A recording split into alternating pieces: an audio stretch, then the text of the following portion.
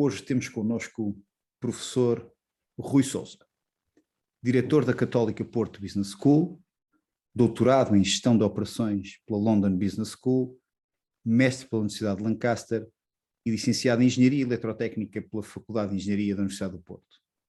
Mais de 20 anos dedicados à docência e à investigação, com desempenho de diversos cargos, quer na direção, quer na investigação, onde esteve até na origem de um centro de competências em 2014.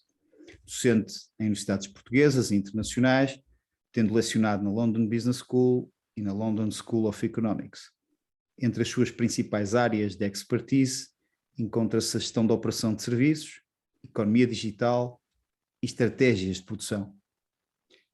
Professor, no mundo de inspiração para líderes do presente e do futuro, fica a primeira pergunta. Foi a junção química da engenharia com a gestão a receita do sucesso? Gosto de estar aqui nesta conversa, muito obrigado pelo convite. De facto, portanto, a minha primeira formação é engenharia e depois mestrado e doutoramento já foram mais viradas para a gestão. E eu acredito muito na junção destas duas áreas disciplinares. Por um lado, a engenharia dá-nos aqui uma capacidade analítica muito grande e uma visão de problemas complexos como um sistema. E, na verdade, quando nós desempenhamos cargos de gestão de liderança,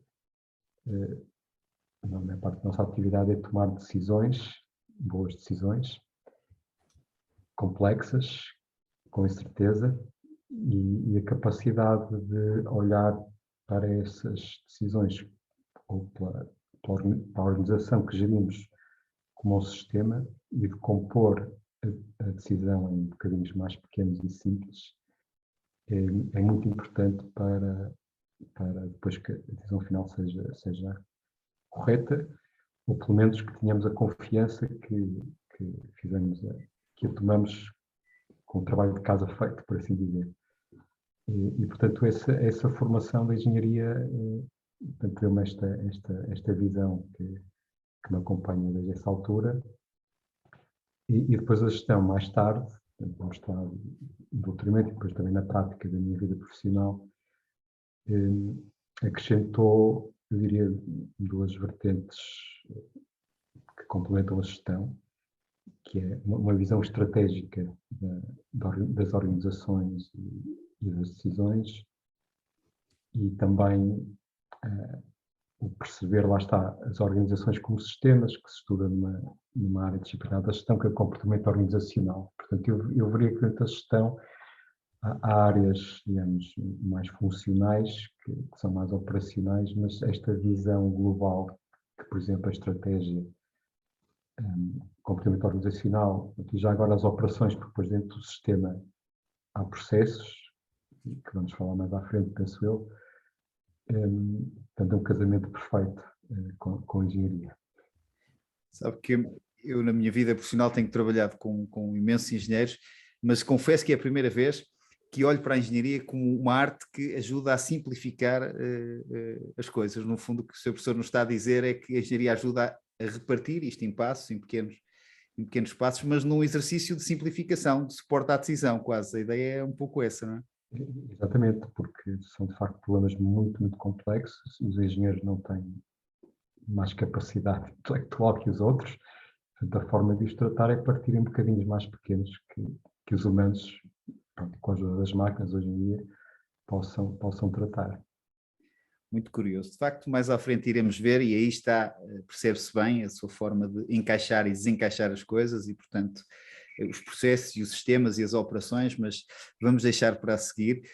O que lhe pergunto de forma muito direta é que fica uma certa curiosidade em perceber, enfim, neste longo percurso que teve, se há algum momento que francamente marca a sua incursão, isto é, que possa partilhar com os demais, em que diz, bem, foi a partir daqui que eu claramente dou conta que levanto voo e que vou noutros caminhos.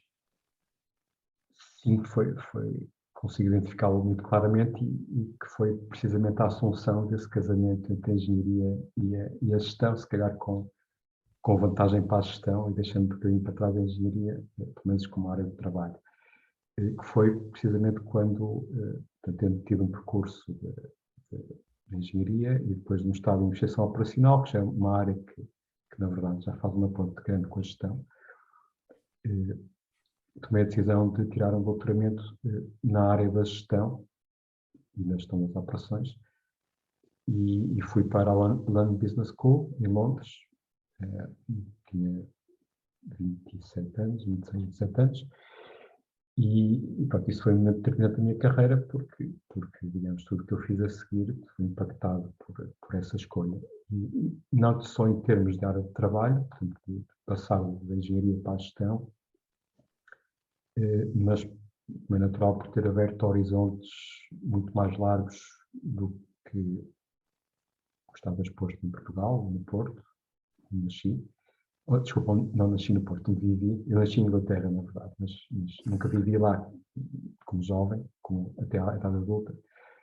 Mas, portanto, dizia eu, viver 4 anos numa cidade como Londres, que é uma cidade global, com muitas culturas diferentes e uma forma de trabalhar completamente diferente do que estava habituado,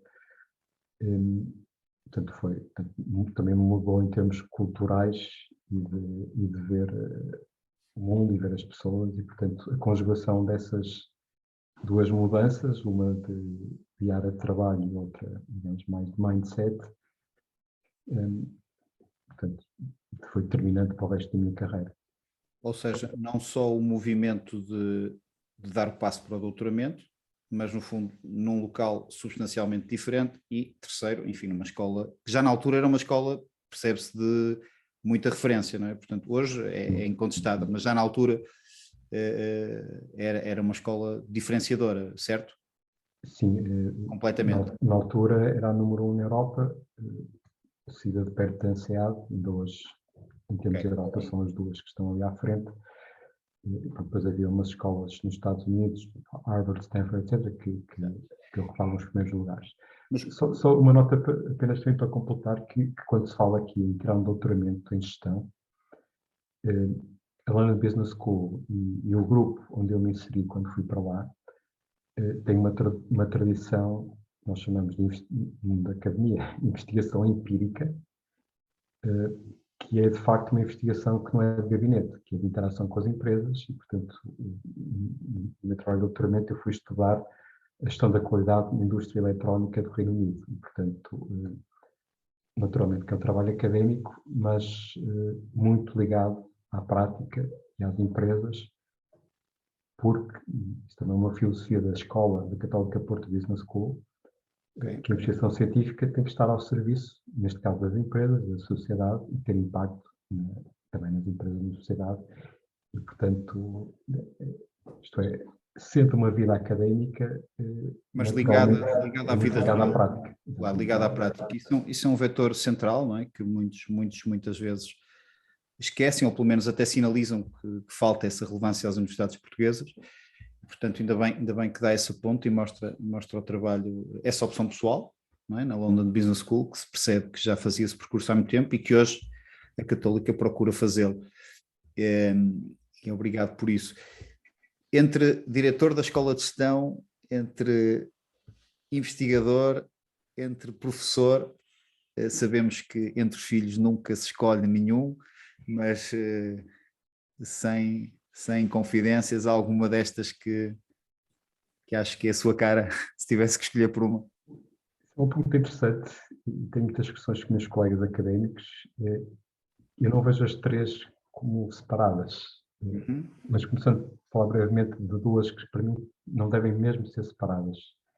Para mim, um bom professor também tem que ser um bom investigador e vice-versa, ou seja, aquilo que as universidades têm para oferecer que é diferente, por exemplo, de uma consultora ou de uma formação online ou de uma corporate university, uma universidade corporativa, é precisamente ter pessoas, docentes, que fazem investigação, que estão no state of the art, conhecem o conhecimento de ponta, que não é o que só vai ser tornado público, só vai aparecer em livros, em materiais de estudo daqui a 4, 5 anos.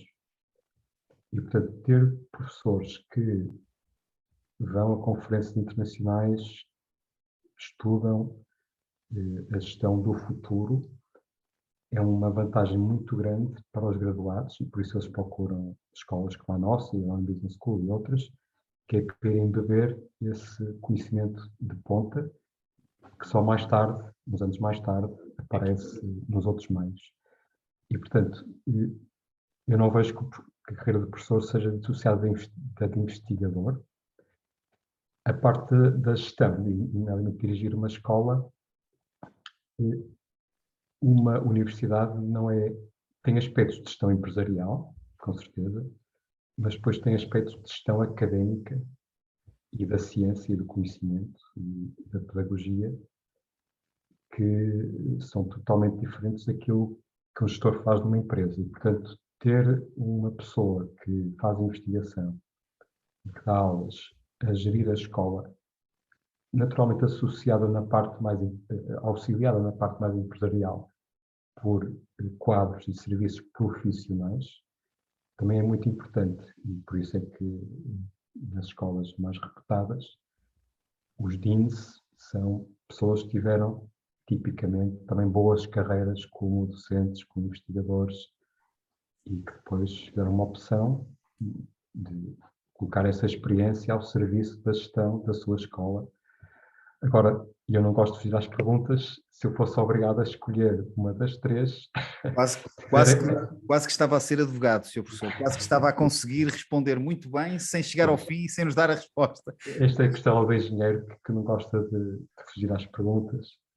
E, portanto, se eu tivesse que escolher, ou se quiser, destas três, qual é a atividade, talvez que emocionalmente tenho mais gosto, mas faço as três com muito gosto, seria a investigação. Muito bem. Enfim, eu percebo que não se consegue dissociar uma da outra, enfim, e claramente é muito importante essa partilha, porque sei que quem nos vai ouvir e líderes que estejam ligados ao setor da academia ou investigadores que pretendam ser líderes vão certamente ouvir com alguma atenção, porque estão divididos, não é? E estarão divididos nessa, mas é como começou por nos dizer no statement inicial, elas não se dissociam e, portanto, é possível ter as três, não é? Sim, eu gosto de ver, como disse, a minha gestão também é gerir sistemas. Claro que são sistemas complexos, tem pessoas que são digamos, já ultrapassam o âmbito da engenharia, como é óbvio, mas por vezes não é preciso tanto conhecimento técnico da gestão para tomar a um nível muito agregado, portanto depois, claro que nas áreas funcionais tem que haver ali muito saber para as decisões, mas a nível das grandes linhas, na verdade é muito o bom senso, o olhar para as dinâmicas do todo e conhecer muito bem o sistema que estamos a gerir. Isso é muito importante.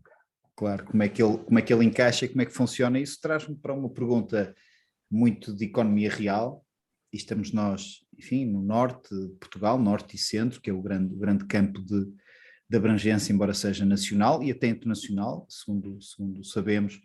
A Católica Porto Business School tem tido uma capacidade de atração de estudantes estrangeiros, e o próprio polo tem, e a cidade e a região têm contribuído para isso, mas sabemos que o norte e o centro são muito, muito centrados e alavancados em empresas familiares, em organizações, muitas delas de referência, e a primeira pergunta que se lhe deixa a este respeito é se em comparação do que conhece com a própria universidade, ou até em comparação com as grandes empresas que conheceu internacionais, se há diferenças substanciais no domínio das operações, isto é, se as PMEs, mesmo as bem organizadas portuguesas, se nota uma diferença substancial face enfim, às grandes que conhece internacionais. E também conheço algumas PMEs internacionais, mas o que eu diria é que esta distinção talvez não seja específica à área de operações. Portanto, o que eu vou dizer é que penso que é transversal à gestão como um todo. Uhum. Que é, nós temos um conjunto de empresas líderes que são, em que são equiparáveis às melhores lá de fora. E, portanto, nessas, de facto, não vejo muitas diferenças. Depois temos uma cauda muito grande, ainda grande, de empresas com deficiências importantes na aplicação das boas práticas da gestão. E, portanto, essa cauda lá fora que é menor, ou seja, há menos empresas, se quisermos, pouco sofisticadas em comparação com Portugal, mas no escalão de topo, as empresas são mais pequenas. São mais pequenas. Eu diria que isso é um reflexo também dos quadros que lá trabalham, portanto, nós em Portugal, e da nossa sociedade. Portanto, nós em Portugal temos também um gap enorme em qualificação, experiência, depois reflete-se em salário, etc., entre a gestão de topo, que há percepção generalizada, que está ao nível das melhores internacionais, mas depois quando, digamos, vamos ver as outras camadas, e já agora a gestão de topo também é responsável por essas, por organizar diferencial tão acentuado.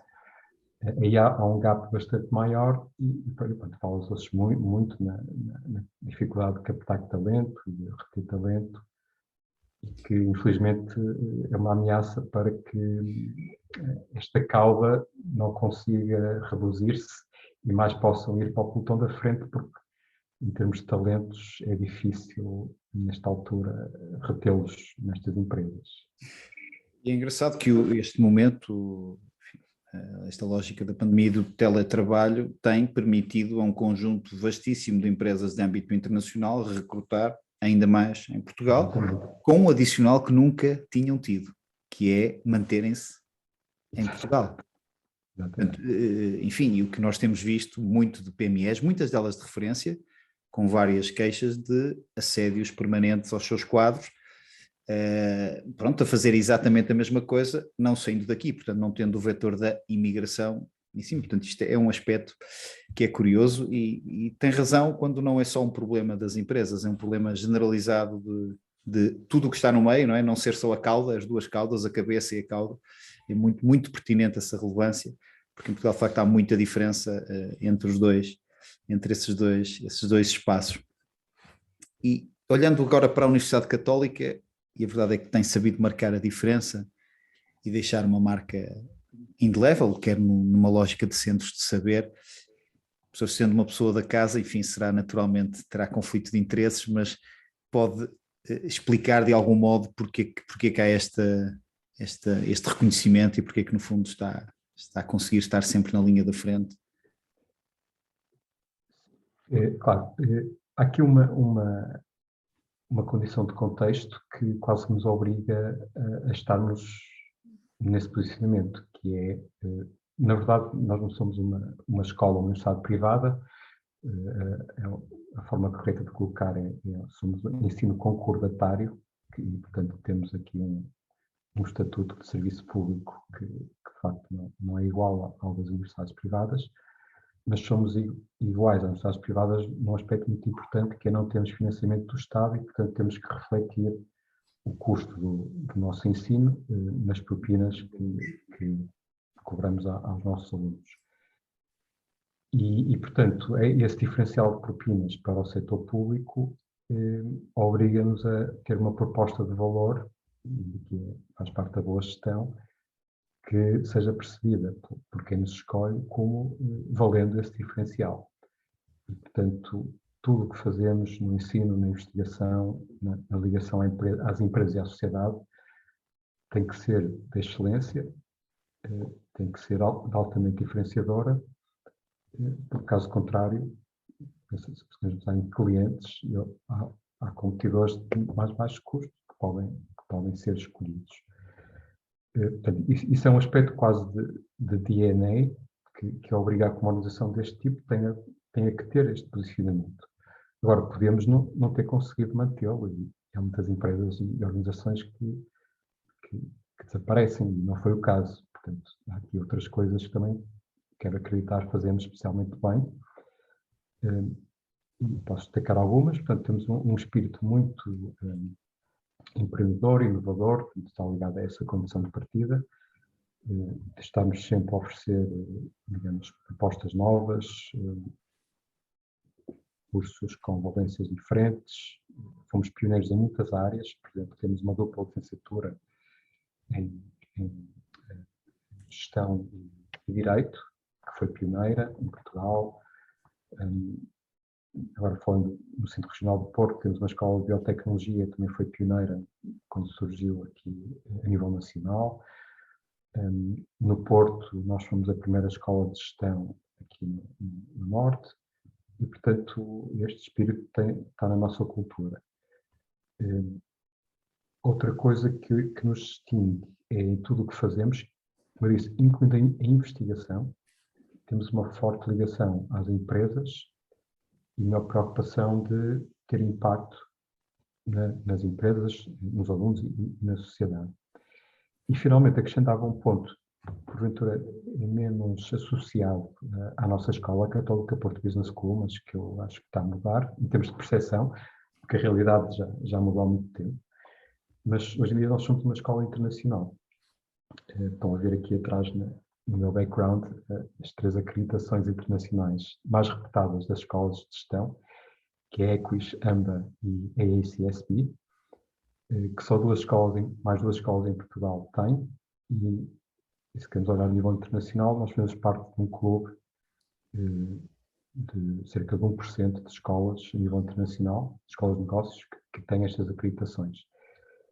Eu estou a falar isto porque, por um lado, estas acreditações são uma validação deste tipo de aspectos que eu lhe referi, portanto, olham para toda a atividade da escola e portanto, confirmam que temos este grau de excelência, mas também confirmam uma postura internacional, que é, nós temos aqui, às vezes usamos aqui um mote, que é do Porto para o mundo, ou seja, nós somos uma escola que nasceu no Porto, por acaso estamos no Porto, mas a nossa missão é formar profissionais para o mundo global, ajudar as empresas portuguesas a internacionalizarem-se.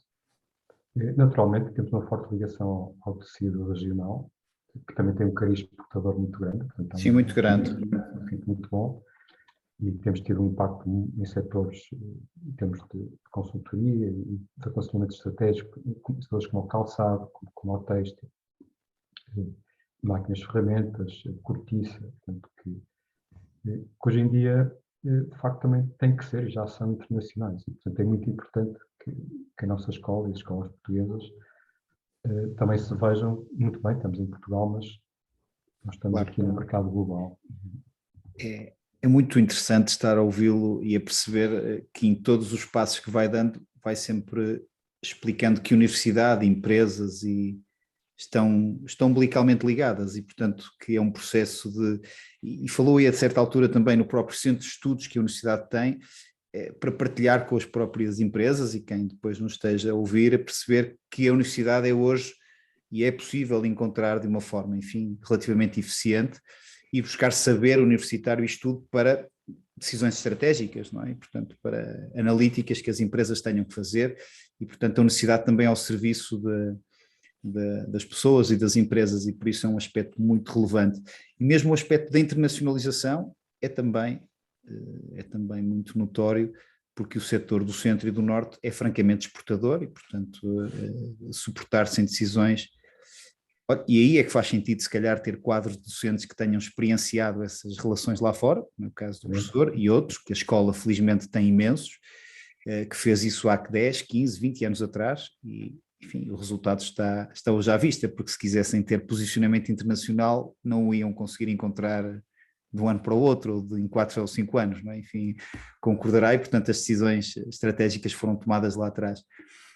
Professor, avançando, de algum modo e sem grandes falsas modéstias, há assim alguma lição que consiga partilhar e que possa servir, digamos assim, de inspiração por um lado, e outro, se há alguma dificuldade que tenha encontrado ao longo do seu percurso, que também, enfim, possa divulgar ou partilhar, para no fundo ser uma verdadeira partilha de conhecimento.